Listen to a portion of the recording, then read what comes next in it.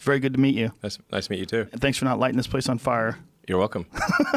That's coming later. How does one, just in the middle of doing all the things you do, create cars, rockets, all this stuff you're doing, constantly innovating, decide to just make a flamethrower? Where do you have the time for that? Well, we didn't put a lot of time into the flamethrower.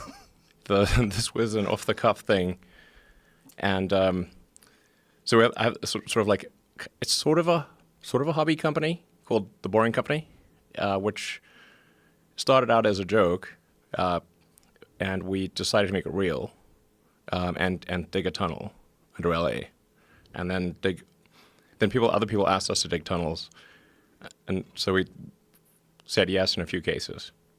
And then we have a merchandise section that only has one piece of merchandise at a time.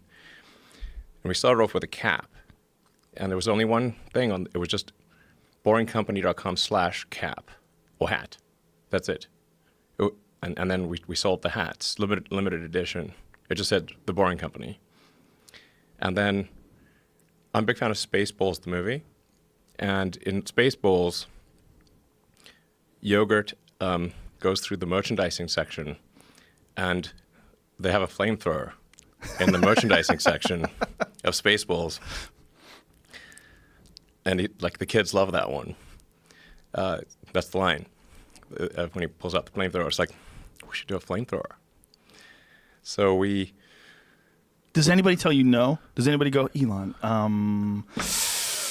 maybe for yourself, but selling a flamethrower, the liabilities, all the people you're selling this device to, what kind of unhinged people are going to be buying a flamethrower in the first place? Do we really want to connect ourselves to all these potential arsonists? Yeah, it's a terrible idea. Terrible. Shouldn't buy one. I said, don't buy this flamethrower. Don't buy it. Don't buy it. That's what I said. But still, people bought it. So, this is both a compliment and a criticism. We should have, I think, fewer people doing law and fewer people doing finance and more people making stuff. Yeah. Yeah. Well, that would certainly be better for all involved if they made better stuff. Yeah, absolutely. Yeah. Manufacturing used to be highly valued in the United States, and these days it's not.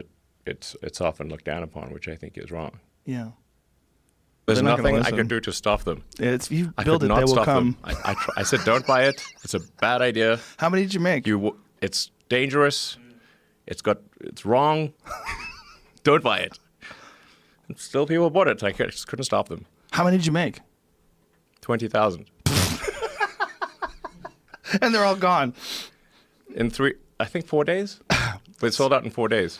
Well, I think that people are kind of learning that, particularly because of this whole pandemic and this relationship that we have with China, that there's a lot of value into making things here. Yes, somebody's got to do the real work. Yeah. And like making a car, it's an honest day's living. That's for sure. Or making anything really, or providing a valuable service, like providing good entertainment, good information. These are all valuable things to do. So yeah, there should be more of it. Whew. Are you going to do another run? No, that's it. Yes. Oh. I said we would do 20. We did 50,000 hats. And that was $1 million. And he's like, okay, we'll sell something and for $10 million, and that was 20,000 flamethrowers at $500 each. They went fast. Yeah, how do you have the time? How do you have the time to do that, though? I mean, I understand that it's not a big deal in terms of all the other things that you do, but how do you have time to do anything? I don't understand your time management skills. I mean, I didn't spend much time on this flamethrower. I mean, to be totally frank, it's actually just a roofing torch with an air rifle cover. It's not a real flamethrower. Which is why it says not a flamethrower. That's why we were very clear. This is not actually a flamethrower. And also we were told that various countries would ban shipping of it they would ban flamethrowers. So to solve this problem for all the customs agencies, we labeled it not a flamethrower.